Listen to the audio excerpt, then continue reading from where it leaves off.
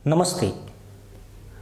सोचिए, दुनिया के सबसे ताकतवर देश अपनी उंगलियां कहां घुमा रहे हैं जब हर रॉकेट की गूंज दिल्ली से यरूशलेम तक सुनाई देती है। तो क्या यह सिर्फ फिलिस्तीन का संघर्ष है या फिर कहीं यह एक दहशत और साजिश भरा भू राजनीतिक खेल है जिसका अगला शिकार भारत हो सकता है? क्या भारत सच में इजराइल का सबसे भरोसेमंद साथी बनकर अपनी मिट्टी में खूंटा खोद रहा है? क्या ईरान और तुर्की का यह इस्लामिक गठजोड़ सिर्फ धर्म की लड़ाई है या इसके पीछे छिपे हैं उन ताकतवर देशों के साए जो इस खेल को पीछे से चला रहे हैं? गाजा की जंग अब सिर्फ मिसाइलों की नहीं, यह रूस, चीन बनाम अमेरिका, भारत इजराइल की छिपी हुई जंग बन चुकी है। और इस जंग का असली मकसद क्या है? कौन है वो अर्धसैनिक कलाकार जो मंच पर नहीं दिखता लेकिन लठियां बांधे खड़ा है? ये वीडियो आपके सारे सवालों के जवाब देगा जो आप आज तक सुनने से डरते रहे। इस खेल की कहानी, असली खिलाड़ी और भारत के सामने बड़े खतरे, सब कुछ समझिए ऐसी भाषा में जिसे सुनते ही आपको जागना पड़ेगा। इस आग में ठंडी भी नहीं, क्योंकि हर सेकंड गाजा से निकलने वाला हर रॉकेट भारत की राजनीति, सुरक्षा और भविष्य पर गहरा असर डाल रहा है। तैयार हो जाइए एक ऐसे सफर पर जो आपके सोचने के तरीके को हमेशा के लिए बदल देगा। गाजा, हमास और फिलिस्तीन की कहानी जितनी पुरानी है उतनी उलझी हुई भी है, लेकिन बीते कुछ सालों में यह कहानी एक नया मोड़ ले चुकी है। ईरान ने हमास को हथियार और पैसा दिया, तुर्की ने अंतर्राष्ट्रीय मंच पर उसे वैधता देने की कोशिश की और कतर ने फंडिंग का रास्ता खोला। यह तिकड़ी सिर्फ इजराइल के खिलाफ नहीं खेल रही, बल्कि भारत के खिलाफ भी माहौल तैयार कर रही है। क्यों? क्योंकि भारत और इजराइल अब सिर्फ दोस्त नहीं बल्कि रणनीतिक साझेदार बन चुके हैं। आंकड़े बताते हैं कि 2022 में भारत इजराइल का द्विपक्षीय व्यापार 10 अरब 70 करोड़ डॉलर तक पहुंच गया। सिर्फ रक्षा सौदों की बात करें तो भारत ने इजराइल से 3 अरब डॉलर से अधिक के हथियार खरीदे। इनमें ड्रोन, मिसाइल सिस्टम, रडार और साइबर टेक्नोलॉजी शामिल है। भारत का इजराइल पर यह भरोसा ईरान और तुर्की को चुभता है, क्योंकि ईरान जानता है कि अगर इजराइल और भारत साथ आ गए तो उसका इस्लामिक ब्लॉक धीरे धीरे कमजोर पड़ जाएगा। ईरान का असली खेल समझना जरूरी है। वह गाजा में हमास को खुलकर सपोर्ट करता है, सीरिया में हिजबुल्लाह को हथियार देता है और यमन में हूती विद्रोहियों को। यह पूरा नेटवर्क शिया मिलिटेंट्स का है। ईरान का दावा है कि वह मुसलमानों की हिफाजत कर रहा है, लेकिन हकीकत यह है कि वह पूरे पश्चिम एशिया में अपनी पकड़ बनाना चाहता है। उसके पास 30 लाख बैरल प्रतिदिन तेल उत्पादन की क्षमता है और यही उसकी ताकत है। वह तेल बेचकर हथियार खरीदता है और फिर इन्हें अपने मोहरों में बांट देता है।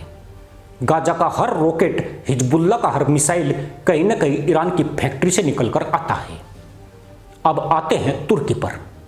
रेसेप तैयब एर्दोगन ने पिछले एक दशक में खुद को नए खलीफा की तरह पेश किया है। उसका सपना है कि तुर्की फिर से ओटोमन साम्राज्य की तरह इस्लामी दुनिया का नेता बने। एर्दोगन ने हर मंच पर इजराइल का विरोध किया, यहां तक कि संयुक्त राष्ट्र में तकरीर देकर कहा कि फिलिस्तीन का खून बहाना इंसानियत पर धब्बा है। लेकिन असलियत यह है कि तुर्की खुद इजराइल से अरबों डॉलर का व्यापार करता है। आंकड़े बताते हैं कि 2021 में तुर्की इजराइल व्यापार 6 अरब 70 करोड़ डॉलर तक पहुंच गया। यानी एर्दोगन की नीतियां जनता के लिए धार्मिक बयानबाजी है, लेकिन अंदर खाने आर्थिक फायदे इजराइल से ही मिलते हैं। यह दोहरी चाल भारत और इजराइल दोनों के लिए खतरे की घंटी है, क्योंकि जनता को भड़काकर वह क्षेत्रीय अस्थिरता फैलाना चाहता है। भारत इस पूरी कहानी में क्यों घिर रहा है, इसका जवाब सीधा है। भारत सिर्फ इजराइल का दोस्त नहीं है, बल्कि वह दुनिया का सबसे बड़ा लोकतांत्रिक हिंदू बहुल देश है। इस्लामी देशों के लिए भारत का यह मॉडल हमेशा चुनौती रहा है। भारत ने खाड़ी देशों से संबंध बेहतर बनाए, सऊदी अरब और यूएई जैसे देशों के साथ रणनीतिक साझेदारी की, लेकिन ईरान और तुर्की को यह रास नहीं आया।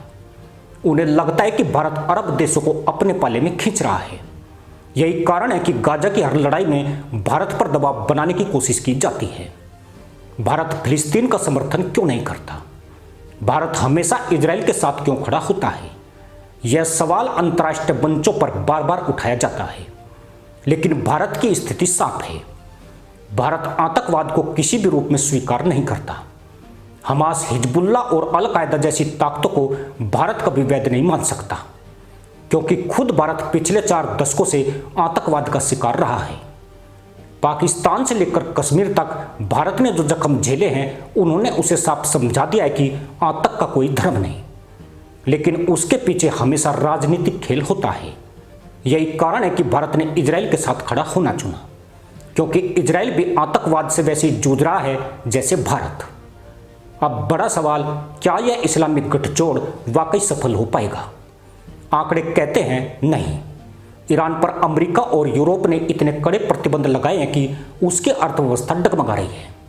2012 में ईरान की जीडीपी ग्रोथ रेट 12% थी, लेकिन 2020 तक यह घटकर -6% हो गई।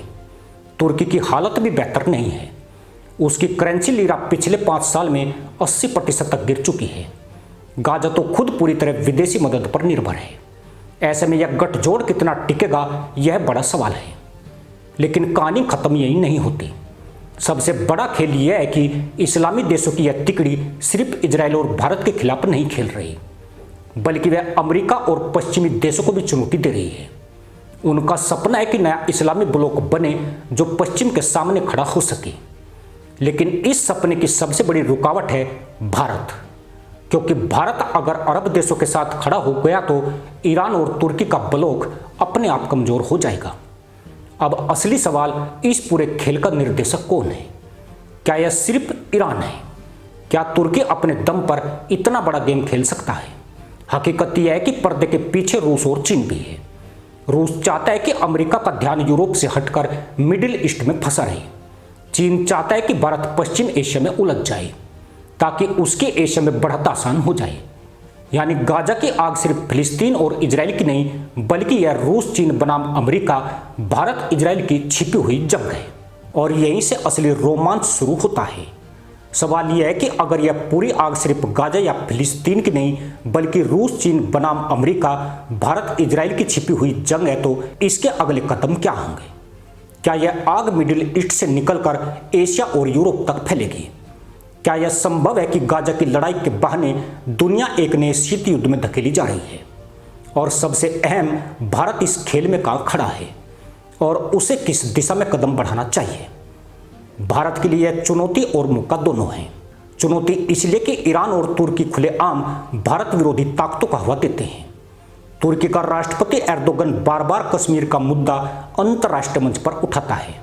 2021 में संयुक्त राष्ट्र की महासभा में उन्होंने कश्मीर पर बयान देकर पाकिस्तान का पक्ष लिया था। ईरान ने भी कई बार मुसलमानों पर अत्याचार के नाम पर भारत के खिलाफ बयान दिए। यह साफ दिखाता है कि उनका एजेंडा सिर्फ इजराइल विरोधी नहीं, बल्कि भारत को भी घेरने का है। लेकिन दूसरी तरफ यही भारत के लिए मौका भी है। खाड़ी देशों सऊदी अरब, यूएई, बहरीन ने पिछले कुछ सालों में इजराइल के साथ रिश्ते सामान्य किए। 2020 का अब्राहम एकॉर्ड इस दिशा में सबसे बड़ा कदम था, जिसमें यूएई और बहरीन ने इजराइल को मान्यता दी। भारत ने इस मौके को तुरंत भुनाया और इन देशों के साथ त्रिपक्षीय सहयोग की बात शुरू कर दी। आंकड़े बताते हैं कि सिर्फ भारत यूएई का व्यापार 2023 में 85 अरब डॉलर तक पहुंच गया। भारत सऊदी अरब व्यापार भी 50 अरब डॉलर से ऊपर चला गया। यानी आर्थिक और रणनीतिक दोनों स्तर पर भारत अब इस्लामी वर्ल्ड का वह हिस्सा अपने पाले में खींच रहा है जो कल तक इजराइल का दुश्मन था। यही बात ईरान और तुर्की के लिए सबसे बड़ा खतरा है। अब सवाल यह है कि क्या ईरान और तुर्की इस लड़ाई में टिक पाएंगे? आंकड़े कहते हैं कि उनकी नींव कमजोर है। तुर्की की बेरोजगारी 10% से ऊपर है और महंगाई दर 2022-23 में 70% तक पहुंच गई थी। आम जनता एर्दोगन की नीतियों से परेशान है। ईरान पर अमेरिकी प्रतिबंध इतने कड़े हैं कि उसकी तेल बिक्री आधी रह गई। उसका विदेशी मुद्रा भंडार घटकर 20 अरब डॉलर से भी कम हो चुका है। ऐसे में यह देश लंबे समय तक जिहादी गठबंधन चला पाएंगे, इस पर गंभीर सवाल है। लेकिन फिर भी खतरा क्यों बना हुआ है? क्योंकि इनके पास भावनाओं का हथियार है। गाजा का हर घायल बच्चा, हर तबाह मकान दुनिया के मुस्लिम समाज को भड़काने का काम करता है। सोशल मीडिया पर चलाए गए कैंपेन, मस्जिदों से दी गई अपील और इस्लामिक देशों के नेताओं के बयानों से एक इमोशनल स्टॉर्म खड़ा होता है। यही वह हथियार है जिससे यह तिकड़ी भारत और इजराइल दोनों को निशाना बनाती है। आंकड़े बताते हैं कि सिर्फ अक्टूबर 2023 के हमास इजराइल युद्ध के दौरान ट्विटर पर गाजा से जुड़े 4 करोड़ पोस्ट शेयर किए गए, जिनमें से ज्यादातर प्रोपगेंडा और भ्रामक खबरें थी। अब सवाल, भारत को इसका जवाब कैसे देना चाहिए? क्या भारत को खुलकर इजराइल का साथ देना चाहिए या अरब देशों को खुश करने के लिए संतुलन बनाना चाहिए? हकीकत यह है कि भारत ने अभी तक बैलेंस्ड डिप्लोमेसी की राह चुनी है। उसने फिलिस्तीन के लिए मानवीय मदद भेजी, अस्पताल और स्कूल बनाने में सहयोग किया, लेकिन आतंकवाद पर साफ कहा कि हमास को कभी भी सही नहीं ठहराया जा सकता। यही रणनीति भारत को आगे भी अपनानी होगी। लेकिन कहानी यही खत्म नहीं होती। रूस और चीन का रोल इसमें और दिलचस्प है। रूस इजराइल का दुश्मन नहीं, लेकिन अमेरिका को परेशान करने के लिए ईरान का समर्थन करता है। वह सीरिया में ईरान के साथ मिलकर अमेरिकी प्रभाव को कम करने की कोशिश करता है। चीन का खेल और गहरा है। चीन ने सऊदी अरब और ईरान के बीच 2023 में समझौता करवाकर दुनिया को चौंका दिया। यह वही चीन है जो खुद सिंजियांग में मुसलमानों पर सबसे ज्यादा प्रतिबंध लगाता है, लेकिन मिडिल ईस्ट में इस्लामिक देशों का दोस्त बनने का नाटक करता है। उसका असली मकसद है अमेरिका और भारत को कमजोर करना। यहीं से अगला बड़ा सवाल उठता है, क्या आने वाले समय में भारत और इजराइल को सीधा सैन्य संघर्ष झेलना पड़ेगा? क्या यह इस्लामिक गठबंधन आतंकवाद को और तेज करेगा, या फिर यह सिर्फ राजनीतिक बयानबाजी बनकर रह जाएगा? आंकड़े बताते हैं कि खतरा असली है। सिर्फ 2022-23 में भारत में आतंकवाद से जुड़े 76% फंडिंग चैनल पश्चिम एशिया से जुड़े पाए गए। कई मामलों में पता चला कि हमास और हिजबुल्लाह से जुड़े नेटवर्क भारत के खिलाफ भी साजिश रच रहे हैं। यही कारण है कि भारत ने हाल के वर्षों में इजराइल के साथ मिलकर काउंटर टेरर साइबर सेल बनाया। यह दोनों देशों का साझा प्लेटफॉर्म है जो सोशल मीडिया और ऑनलाइन ट्रांजैक्शन के जरिए फैलाए जा रहे आतंकी नेटवर्क को पकड़ता है। अब अंतिम और सबसे बड़ा सवाल, इस खेल का भविष्य क्या है? क्या वाकई ईरान तुर्की गाजा गठबंधन भारत और इजराइल को रोक पाएगा, या फिर यह गठबंधन खुद अपने आंतरिक संकटों में बिखर जाएगा? संकेत यही मिल रहे हैं कि यह गठबंधन लंबे समय तक नहीं टिकेगा। ईरान की जनता सरकार से नाराज है, तुर्की की अर्थव्यवस्था ढह रही है और गाजा पूरी तरह बाहरी मदद पर निर्भर है। दूसरी तरफ भारत और इजराइल के साथ अमेरिका और खाड़ी देशों का गठबंधन और मजबूत हो रहा है। यानी यह जंग सिर्फ रॉकेट और मिसाइल की नहीं, बल्कि जनता की उम्मीदों की है, और इसमें भारत और इजराइल का पलड़ा भारी है। इसी के साथ अनुमति दोस्तों, जय हिंद, वंदे मातरम।